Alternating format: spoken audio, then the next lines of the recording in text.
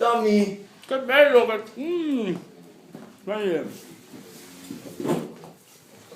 Che bella tuta!